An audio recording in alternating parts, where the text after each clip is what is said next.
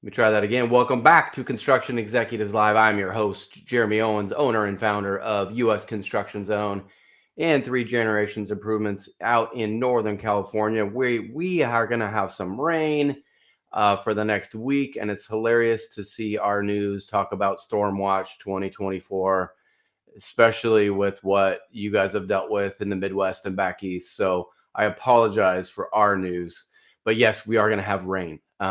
But with today's show, I'm really thinking a lot about different problems people have in their industry, and we have a big one in terms of our labor shortage. And we're going to get into that content today, which I'm really looking forward to.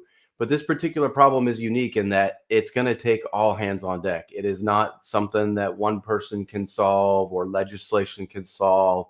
These are deep rooted conversations, and one of the things I'm most curious about is why do people not want to join this industry to begin with? So we got to not only fix our labor shortage problem, but we also got to fix why new people are not coming to our industry. So we're going to really dive into that today.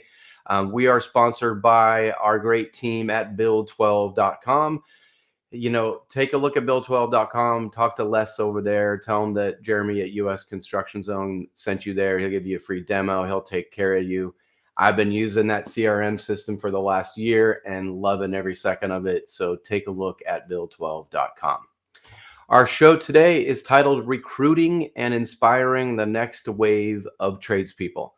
With the construction industry facing a critical workforce shortage and shrinking talent pipeline, we explore practical strategies to attract young talent to the trades.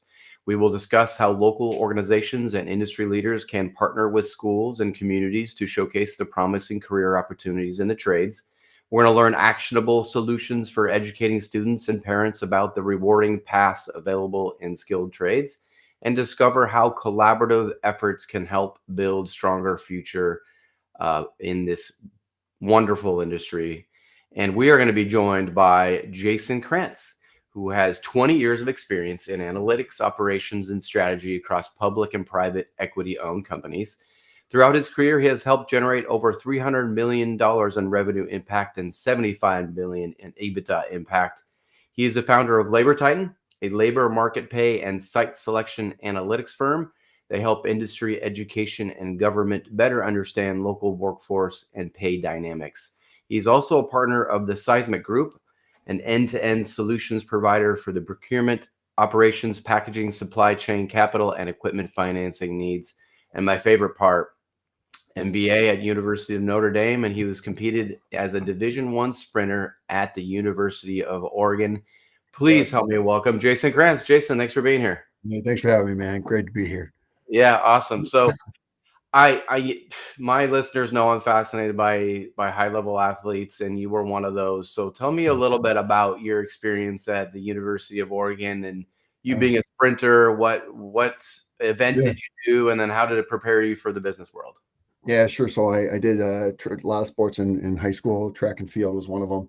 Junior year, I just decided I usually did the distance. I'm going to go do the sprints. So I did the 100-meter, ran state qualifying time. Did the 400-meter, ran state qualifying time. Did the 200, state qualifying time.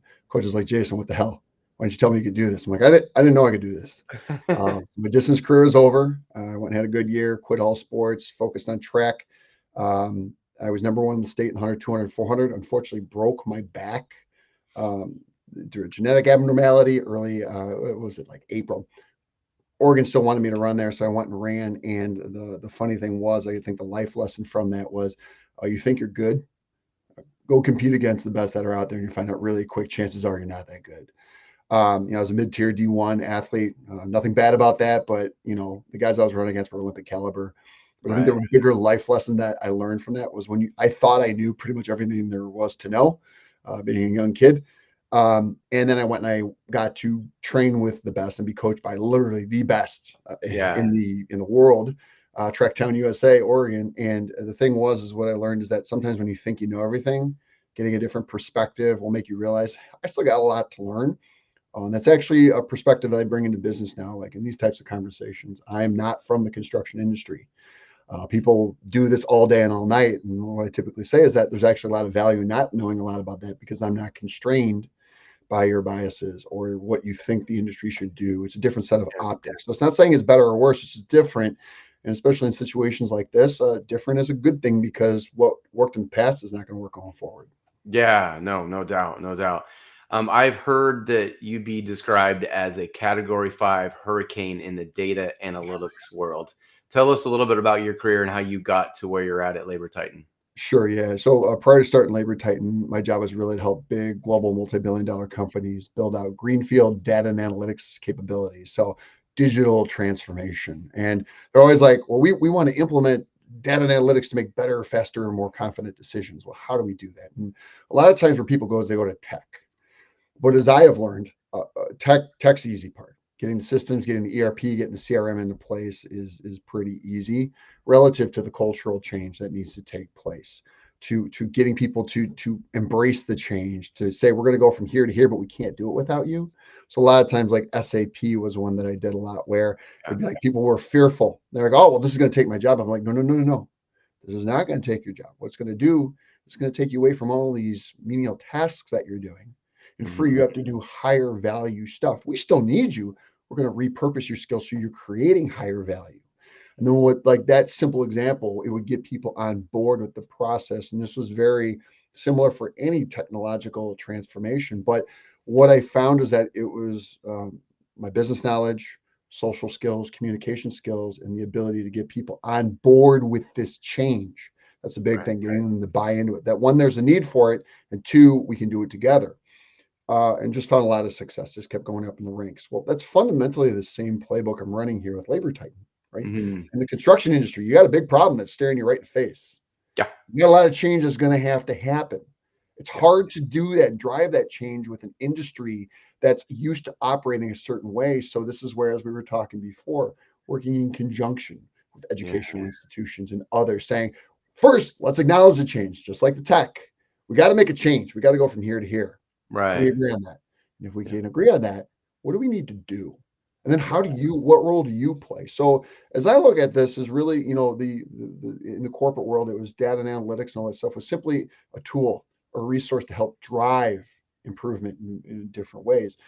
It's really the same way I look at what we're trying to do with Labor Titan across industries, but in construction specifically, saying, listen, we're just a tool we're a tool in the toolbox, but Yeah. a valuable tool, and here's why, and here's how we use it, and here's how we work together to get from here to here. Right, right. Yeah, and I wanted to mention too, if anybody has any questions for our guest speaker here, you can throw it in the comments, and I'll try to bring them up later on. So just wanted to let you guys know. So I think we should just start from the beginning in the construction industry.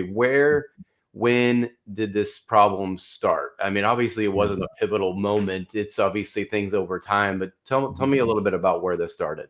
Yeah, no, I will preface my answer by as somebody from the outside looking in, right? So Huh? somebody in the industry is going to have a different take. But looking at the macroeconomic trends, demographic trends, workforce trends in general, you have the baby boomer situation, which is nothing new. Everybody knows about that. There's like 20,000 leaving a day or something, right? So you've got this downslope available people that are doing this work, but then you pair that with kind of the macro change that we've had over time in terms of the educational system, talking about certain jobs. They're like, got to go to 4-year career, and as a 4-year college degree guy myself, um, I will readily say I am not convinced that the ROI is there. You think about it Right, in my parents' generation, that was an economic differentiator in terms of earning right. potential.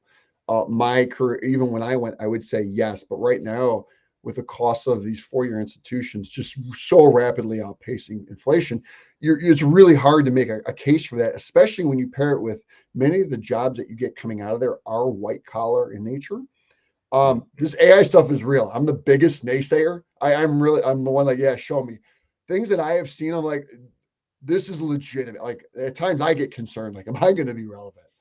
And so the thing is that paints, when you look at it through that lens, that paints a very challenging college ROI situation. So you've got kind of these two forces, the workforce, the educational component of that, and the investment that's needed. But then I think also the third part is the optics of just legacy optics of that. These are poor paying jobs. They're not good. They're not good. They're not glamorous. And that is false. And this is how I got into Yeah. this, because when I started looking at the numbers, Hmm. I was one of those people where I'm like, these jobs suck. Like they're just, they don't pay well, whatever. And then I saw the numbers. I was like, whoa, right? I did concrete. I did flat work and forms work myself. It's Yeah. hard. And it's one of these things though, that the numbers don't lie. Right. So peel that back to wrap it up is it's the idea that these legacy optics, you're not going to change them by saying like, hey, the trades pay great. You've got to quantify it for people in their local market. What can you make, as an electrician? What can you make as an HVAC? Whatever it is. Right. Once they see the numbers, they're going to see, I thought it was this, and it's actually this. Right. Yeah, I can't tell you how many the conversations I've had. I'm with you. I'm a 4-year guy. I think we're similar generations. So Yeah.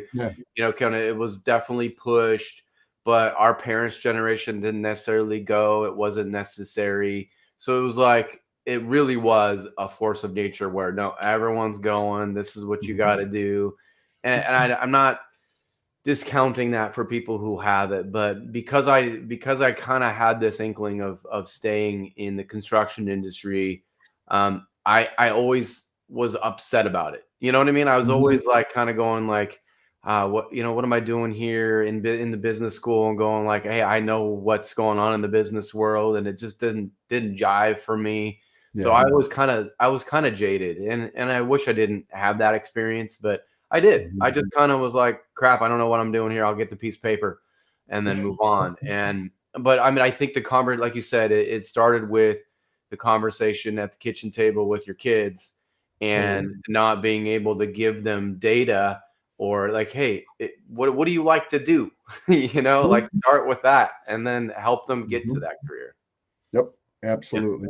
And I think it's also important too that people recalibrate, what they thought they can make in these white collar jobs, um, and what they thought they could make in these blue or gray, whatever it is that you're looking at. In many instances, that delta's gotten a lot smaller, and it's only going to go up because of these macro on the reduction of people that are willing to do this. Then you apply basic economic principles, supply and demand.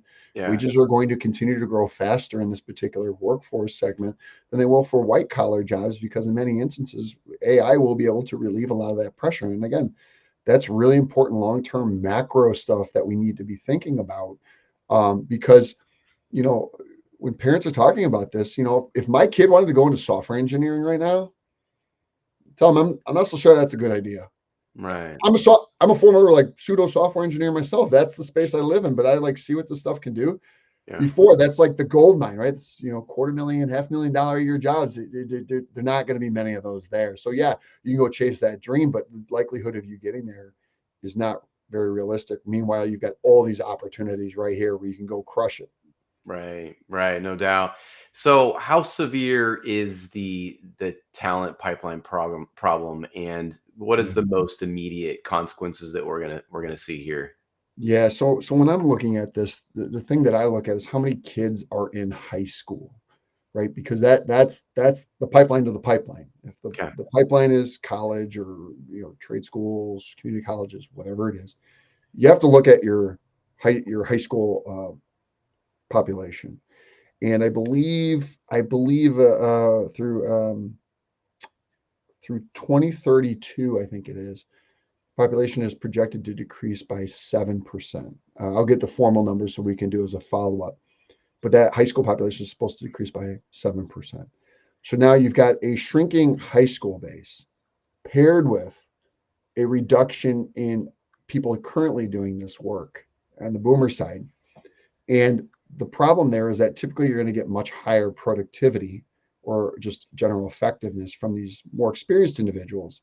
So maybe for every person that rolls out at the experience level, you might need a person and a half or two. I'm just using that for yeah, illustrative purposes. sure, So when you pair these two, you're kind of getting burning the candle on both ends.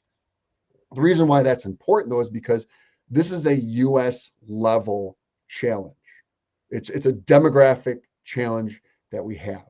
So what that means is that the construction slice of the pie is getting smaller, even if they keep the same share of kids. I don't know what the numbers are, but say that 1% of all high school students go into the construction industry in some way, shape, or form.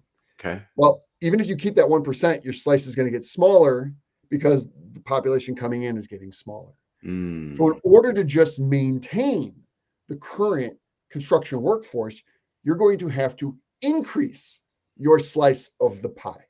Now, therein lies like the macro challenge here, is because the legacy way of doing things, of recruiting, is not going to work to increase that slice of the pie. And this is one of the things that we are trying to help institutions, high schools, colleges, everybody that's in this particular industry, help them with this problem, is because my thesis is, others can feel free to disagree, but one of the fundamental inflection points on if parents support a child's objective to go into a particular industry is the earning potential. What are you going to make doing this job, right? They might love art. Nothing against art. You're not going to probably make, a lot of money doing art. So maybe that's a passion project, whatever. So by giving parents, students, and all those that are considering this career path the information, instead of this, it's this in earning potential. Maybe the parent now is saying, you know what? I can get behind. That's pretty good. What are the other options that are available? Oh, you can electrician here, a white collar job here, white collar job here, accountant here. I'm making that up. Right. But you're giving them information to make an informed decision. And to bring it back full circle, that's what my entire life in corporate America and with data and analytics is about. It's like, I'm not going to tell you what the answer is. I can't do that. Right. I'm giving you the information that you need so that you can make an informed decision within the context of your world. And shouldn't there be classes in high school for this? Because it just seems like we're getting kids so late, right? So, I mean, my kids, we haven't had wood shop in decades where we live. So that I had it when I was growing up, but we had auto mechanic, we had a wood shop, we had all these kind of trade paths there.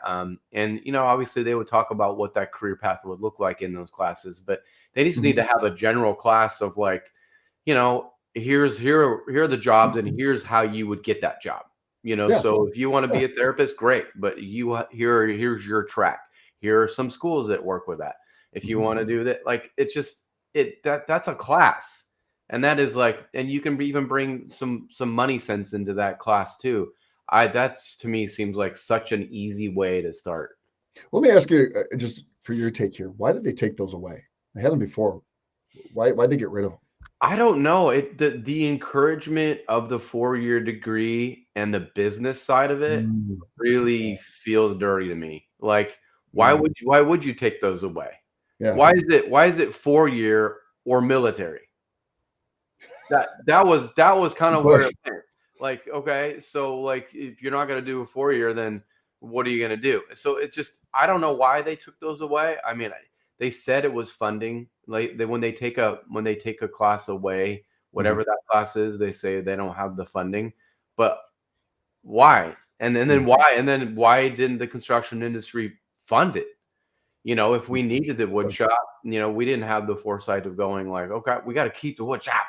We didn't do that at all. So I don't know. It feels kind of dirty to me. I'd like to know why that happened. That's interesting. I'm gonna look into that. I'm just curious now. So I didn't mean to take us off track, but I'm very curious about that. I'm gonna do some research. Yeah, please do. I'd like to know a little bit too about the data. So what specific data points illustrate the current workforce shortage in construction trades? Do you have any data points out there? Yeah. You look at the a lot of the census information that's out there, and these are all independent data points, but they all confirm the same thing, where you can see by different occupations, where's the crunch happening by different areas.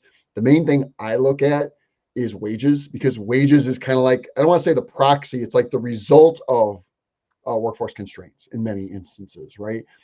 If you have more people that are able to do a certain type of job, you don't have to drive wages up as much.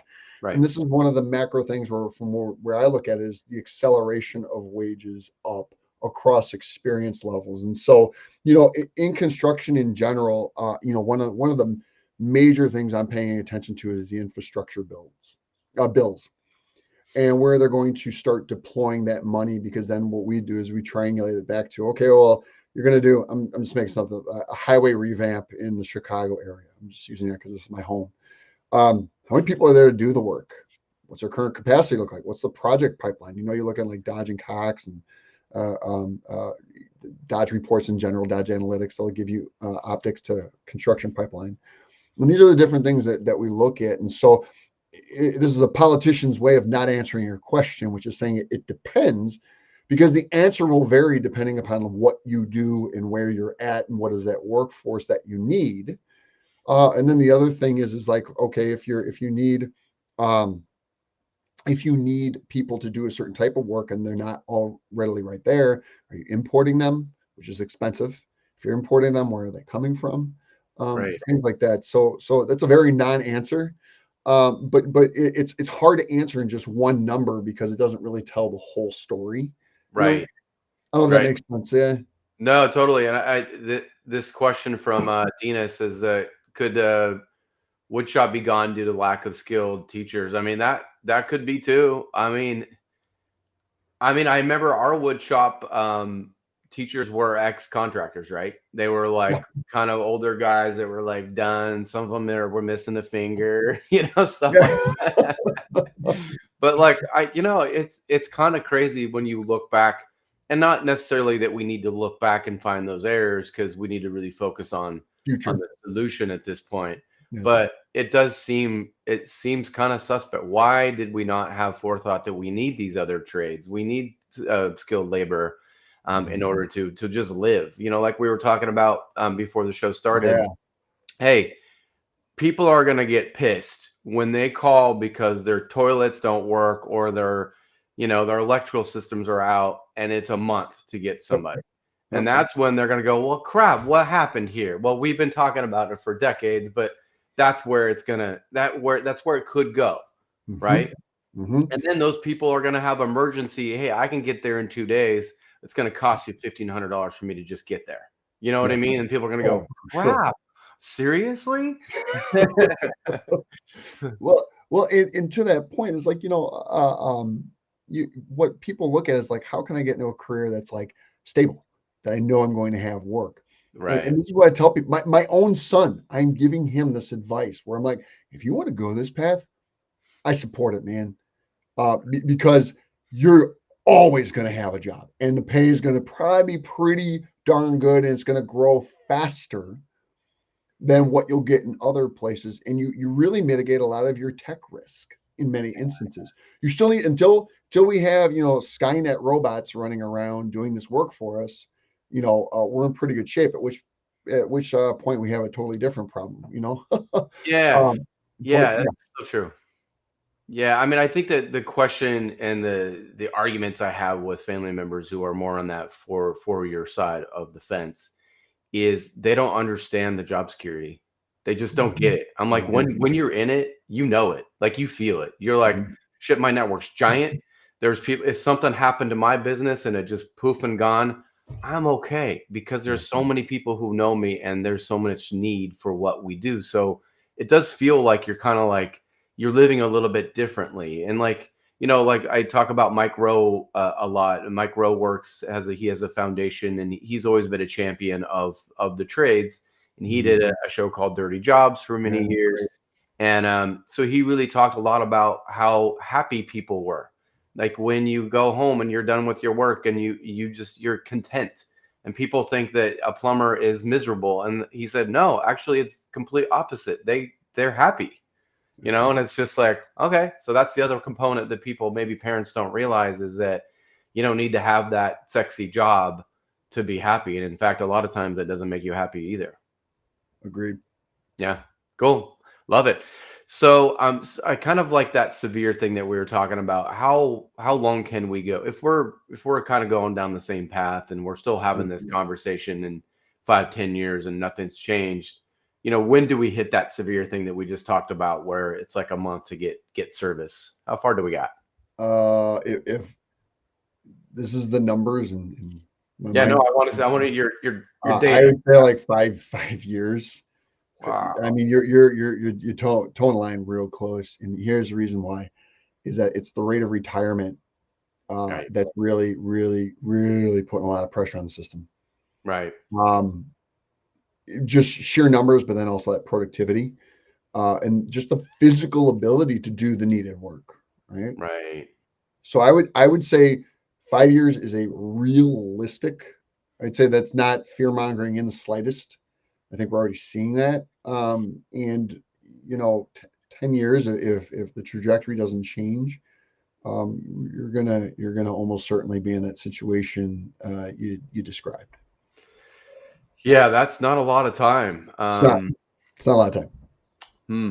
Yeah, that's yeah, but you see the data. I mean, I think the problem that I have seen with the baby boomers and the guys that are about to retire is they're not always the best trainers. And I've seen it on job sites where it's like they have so much in their brain and they just do things naturally, just they do it in their sleep, but they're Mhm. not always best at like training those young guys. Yeah. And there's like a battle that the old guys have with the young guys already. So the old Yeah. guys think the young guys are lazy. The young guys think the old guys are asshole. It's just like a complete divide.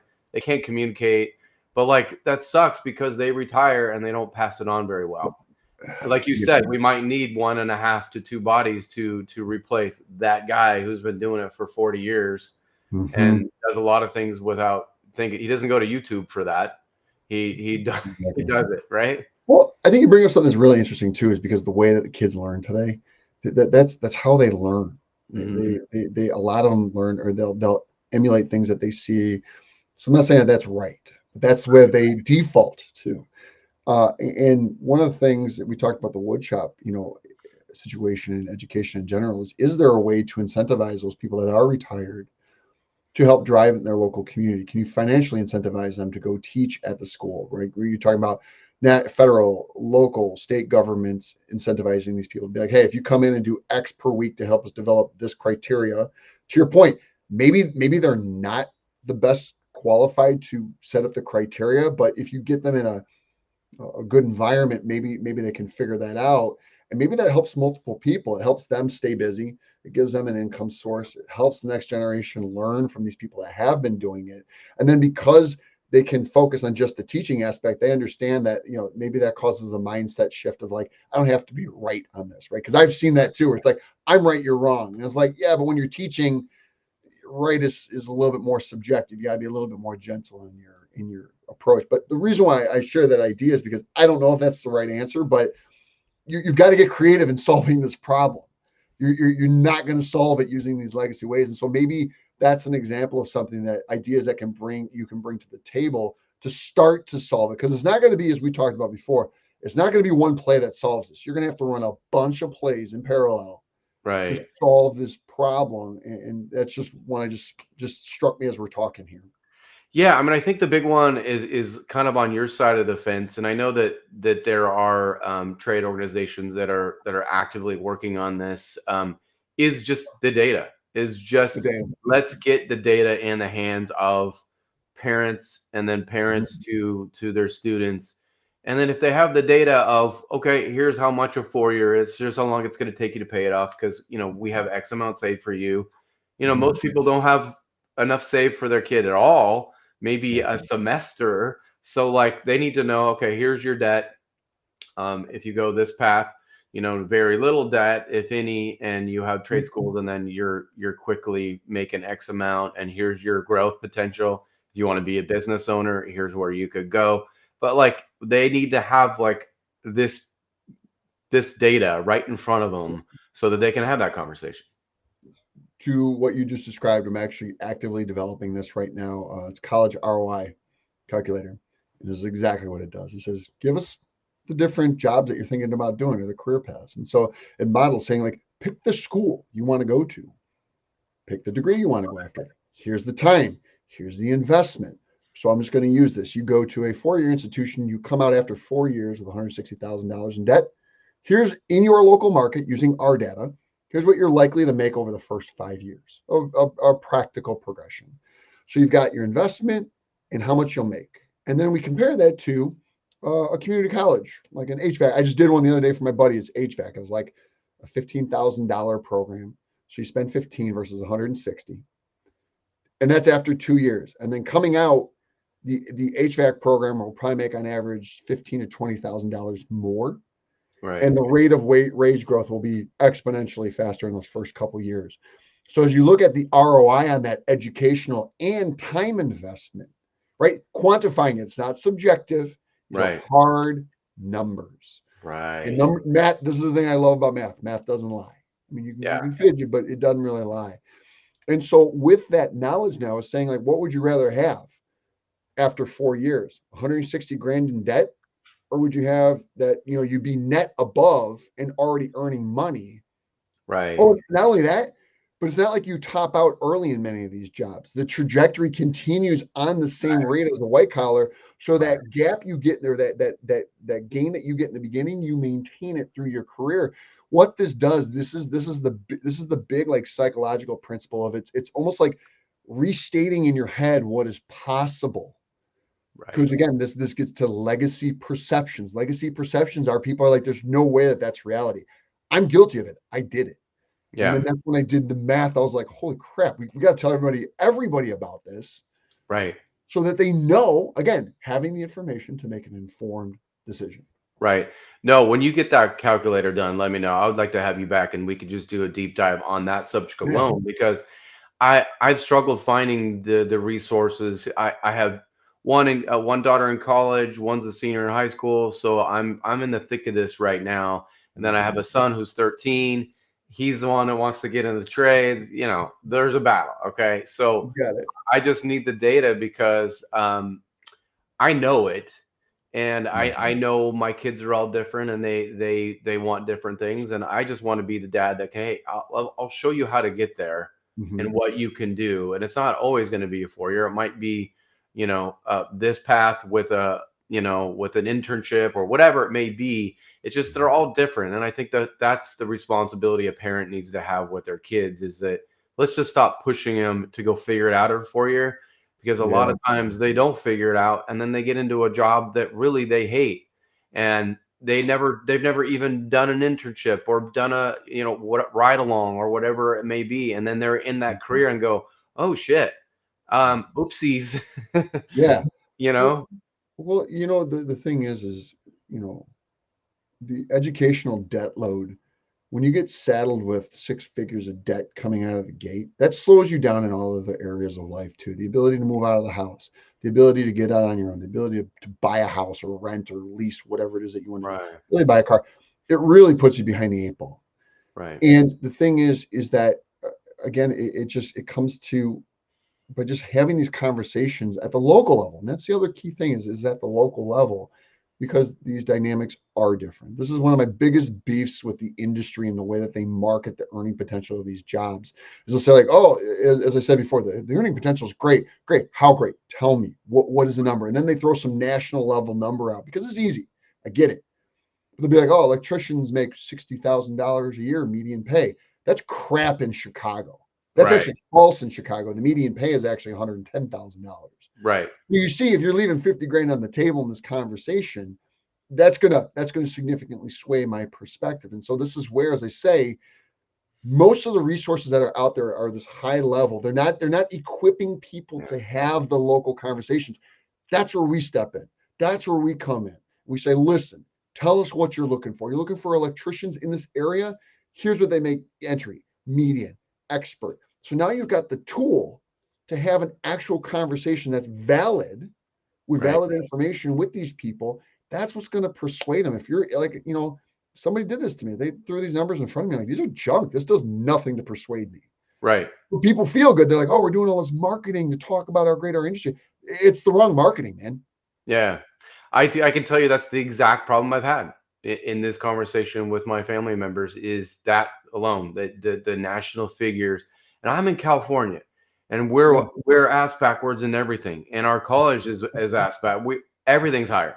Every single thing is higher. So and that includes our wages too. Yep. So yeah, don't give me that $50,000 because that's just gonna make them go, huh, yeah, 50,000. It's cute. That's You cute. know, That's like that's a one bedroom apartment here. I need like right. Yeah, exactly. So, yeah, I mean, to have the local data would be huge, and especially with I don't know what's going on with the college life now, but it's way more business than it is providing education for our kids, mm, and it continues to climb. They continue to build these fancy buildings, and you're just kind of going, wow. I don't know Mhm. where this is headed, but it doesn't seem like it's headed the right way. I'd love to provide free education, but when they're making it a business, we're kind of backwards. We got to fix that before we give it to people for free, you Yeah. know? Mhm.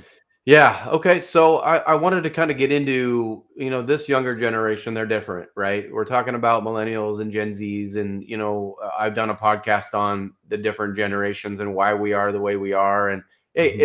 it's real stuff. And it's not, nothing's wrong. Every generation has merit. And I do protect the younger kids often because we made them the way they are. Mhm. So like take some personal responsibility that social media and what we've created with these kids, we did that to them because we let them do it.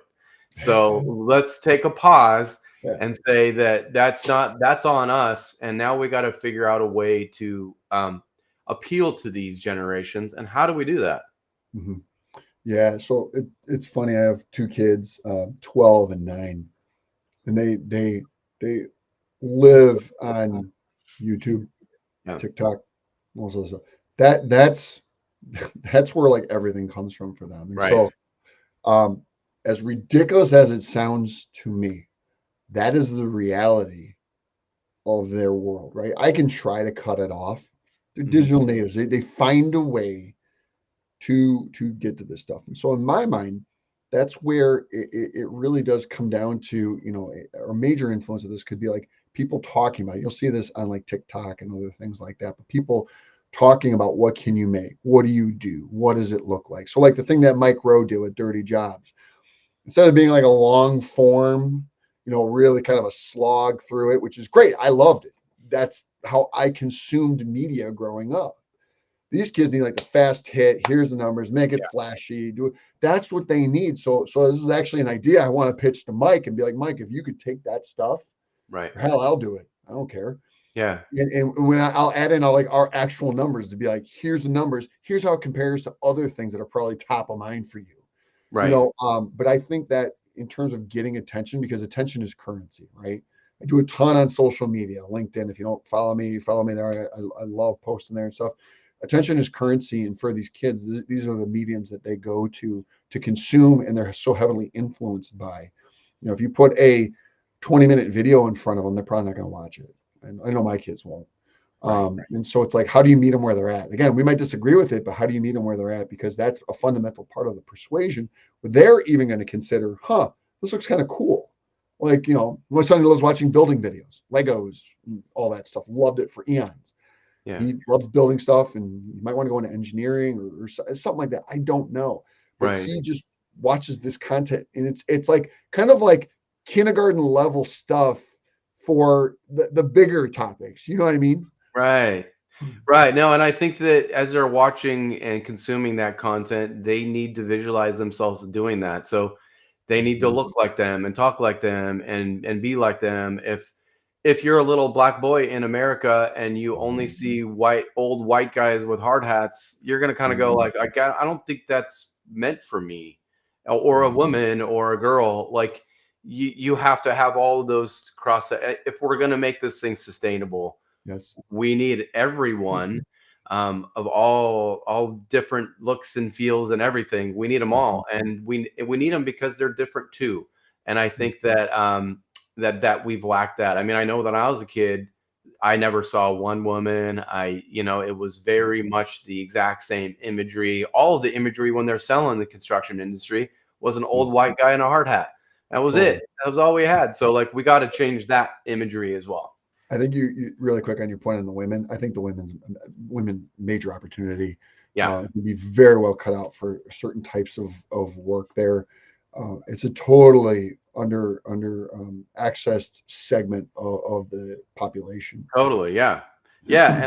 And what they offer is something so different. Like Mhm. their organization skills, and obviously we're generalizing, but things that they can do to an office, things that they can do to culture, things that they can do to a business is it's amazing. I've seen it. Mhm. I've seen it happen in my own businesses. So it's like, we've completely lacked that talent, and we're going to need them 100% if we're going to make this thing work.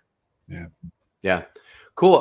What have you seen? What models of collaboration between industry, schools, and community organizations have kind of proven effective? What have you seen out there? Yeah, this is one where I'm a little bit earlier in the journey on this because we are getting with like community colleges and then local companies say like how do we pair really like in a lot of instances with the grade schools or the high schools, exactly like we covered before, to get kids to start thinking about maybe this is a career I want to pursue.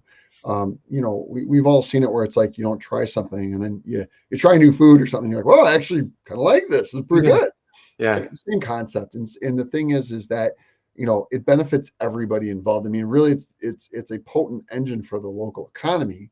Clearly, it Mhm. supports the growth of local businesses, but it's getting like working with those educational institutions, which can be challenging because they're so accustomed to a certain way of doing things. Right. And for the educational institutions, if you're having enrollment challenges for different programs, I mean, there's been quite a few number of college closures just due to lack of enrollment or people choosing to pursue other paths.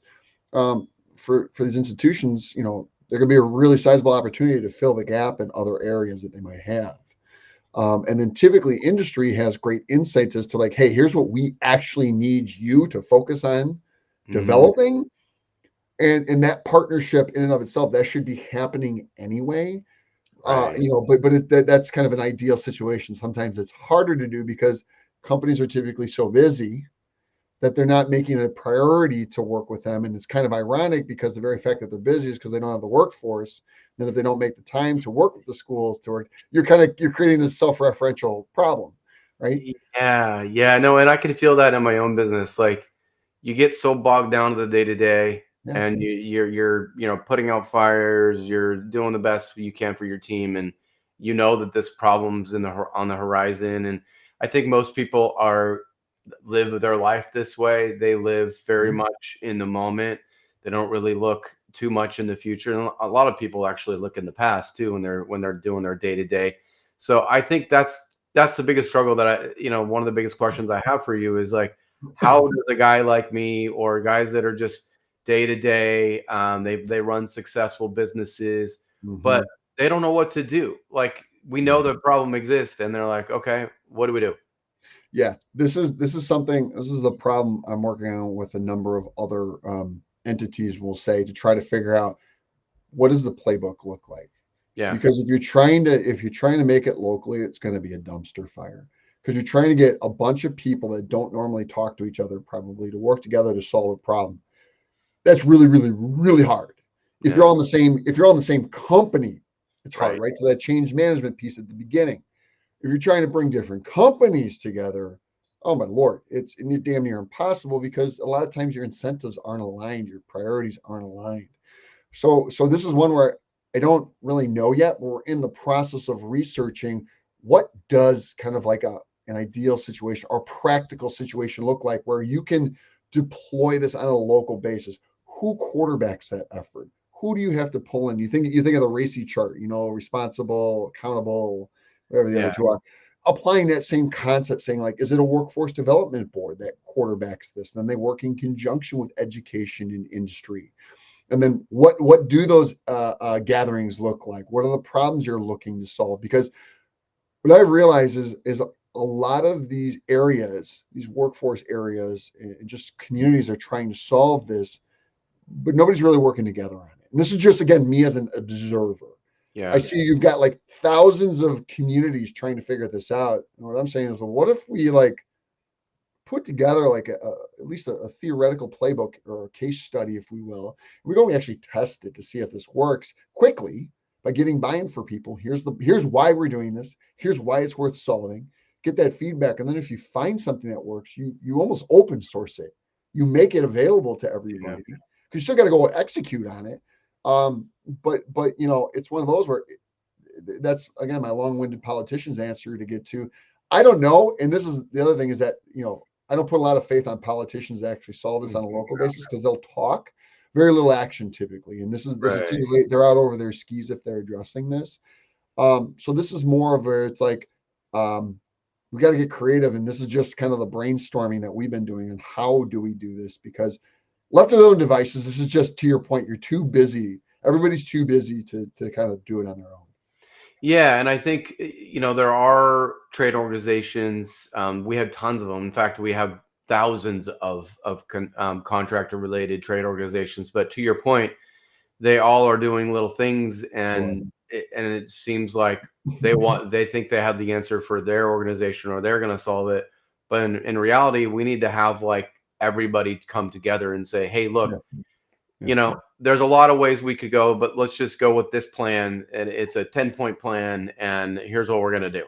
Yeah. And then if we had that in place, then you're doing a nationwide pitch and saying, hey, here's how you can get involved. You Yeah. can give money because Exactly. we can get the trade schools, we can get the wood shop, we can do this. Or maybe you're retired. Maybe you want to be a wood shop teacher, or, so it's like, we need the action plan. And I think Mhm. that's where we're struggling, is that we're just kind of lost and we're like, all right, I And guess and this is leave it to this is somebody else to figure out, which is great. well. Sorry to cut you off there. I No, you're good. apologize. This is a just a philosophical issue that I have, but I find that private sector, like more my mindset, tends to move much quicker and be much more creative than a governmental. Yeah. And so, in my mind, if you wait for government to solve this, you're years away. At which point, that tsunami wave has engulfed you, and you're not going to solve the problem in any meaningful manner. Where I come from, private equity owned businesses, you got it. You move quick. You do your due diligence. You acknowledge the risks and all this other stuff. In my mind, the biggest risk is not doing something. That's virtually a guaranteed result. So it'd be like, okay, well, what are we going to do to get this flywheel going? And then let's go. Like, let's not talk and blah blah blah blah blah. Let's Right. get down to action because time is of the essence in this situation. And again, that's just me talking, but anybody can independently go and look at the numbers. You're probably come to the same conclusion. Yeah. And so that's where my point in all of that rambling is to get to. If you wait for the government to solve this, it's not going to happen, even on a local basis. It's not going to happen. Now, you need to go to them probably for funding in some capacity. But if you're Right. going armed with a plan and be like, listen, we got this problem. You got funding available for this. We got a plan. If you give us the money, we can help solve this. Right. It's an Yeah. idea. Yeah. I totally hear you there. What financial incentives or career progression paths can we make? How can we make the trades more attractive? Yeah. Obviously we talked about the financial ROI piece and having, Mhm. local, you know, um, career numbers and things like that. But what can we do incentivizing? How can we incentivize the younger generations to get in? Yeah, when I talk to kids, I just come down to outside of the investment pieces. Here's what you can probably make in the first 5 years of this job, because it's a very simple metric Yeah. that they can get their arms around accessibility, right? Right. Um, and then the other thing I talk about is then I bring in interviews. I interview a lot of people about what they actually make. So we've got the model numbers, what we think the market's at. Then we interview and then I plot it. And we use these interviews, so it's more quantitative and then a qualitative component.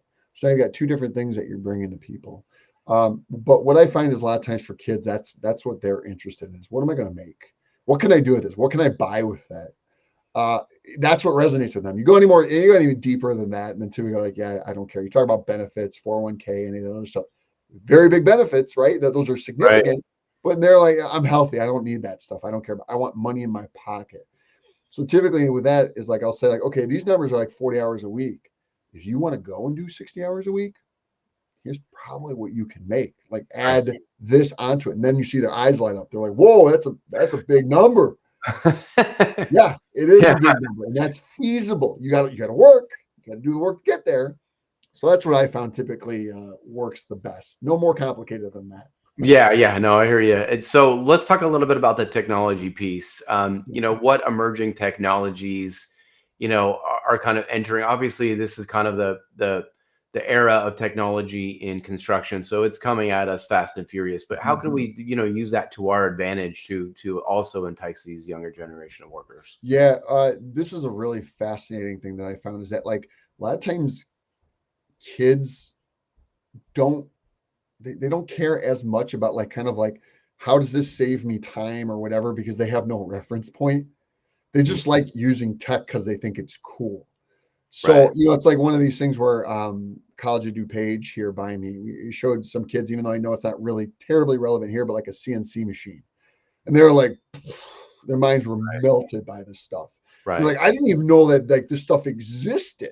And Right. it's like, well, here's the way that it applies in the construction sense, machinery or different equipment that you can use or whatever it is, but it's showing them that this stuff can be actually really cool. There's still a manual labor component to it in Sure. many instances, but there is definitely a lot more tech. Like I saw this thing where on a construction site, somebody was using like a drone for like quality inspection Yeah. or something like that. They thought it was the coolest thing ever. Like, I want to do that. Yeah. I get paid to fly a drone. Right. But Right. yeah, there's more to it than that. But so I think for these kids, it's just showing them what is used there. That can be really enticing to them because they don't know and their parents aren't talking about it. Yeah, I think everyone just has their own thought, right? It's Yeah, the plumber crack, plumber crack's got to be top of the line there. I mean, it's just there's nothing really fun about it the way we're communicating. So I think you're right. I think if we bring that tech, because we are using tech now, oh yeah, and maybe we talk a little bit about how we're going to be using AI in our businesses and how we're constructing a lot of things off site now. And like, there's a lot of automation that's coming at us. And so, yeah, I mean, I think that's part of it. It's not just a construction swing and a hammer that we need. It's all of it. yeah. It's from the manufacturing facilities all the way to swinging the hammer. So Yep. Just it's give it the sizzle. Give it that sizzle. that give it some sizzle. That's right. So tell us a little bit about labor tight. And I want to kind of find out what problems are you solving for the industry. I know you're heavily in the data, but I like Yeah. to kind of learn about not only what you're doing now, but kind of what you're planning on doing in the future. Yeah, sure. So in a nutshell, we basically help industry, education, government understand your local workforce. So, and what does that workforce get paid? Because for many of the industries that we focus on, the labor pool needs to be physically present, right? You can't put up a wall remotely. You can't make a widget remotely. You got to be physically present. So what that does is then you get a labor shed. So here's my 45-minute drive time. If that's it, that's what we do a lot in like industrial, and they'll need to come in. So how many people that do this job are in this area? For the people that do for an electrician, how many are there? But then what do they get paid over experience levels in this broader market? And so it's just, and then the other thing that's really, really important, a lot of your data sources out there that say that they're current, they typically be anywhere from 18 to 24 months old. Right. And with the wages in this market moving so quickly for these particular types of jobs, that can be anywhere from a 10 to 20% pay delta. So Right. you think you're paying competitive wages because you're using 2 years old data, and in reality, the market's 15% higher than what you're paying. And you can't figure out why you can't attract anybody or are having challenges retaining people. So we update our data every month, really granular. We use a lot of the government data and then we gross it up. So it's very credible. You can trace it back and be like, Jason, I think your number's crazy. Okay, well, here's the original data source. Go check it out yourself. So it's a good independent third party check, but really it gets back to the central theme of giving a construction industry executive, a project manager, whatever it is, the information to understand what's really going on in the labor market. Because I'm not a construction expert, but if I was guessing, labor is probably the biggest project cost, even more so than material, depending on what you're doing. Right. And so if you are forecasting the labor costs incorrectly, you either have a poor understanding of what the market's currently paying, or you're forecasting costs wrong.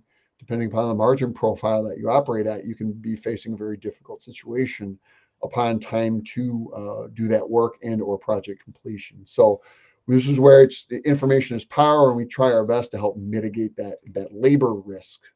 Um, so it's an educational institution in the recruiting.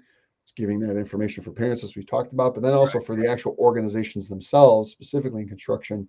Where are those costs likely to go over the next year? And we're the only company anywhere that does that. And so, yeah.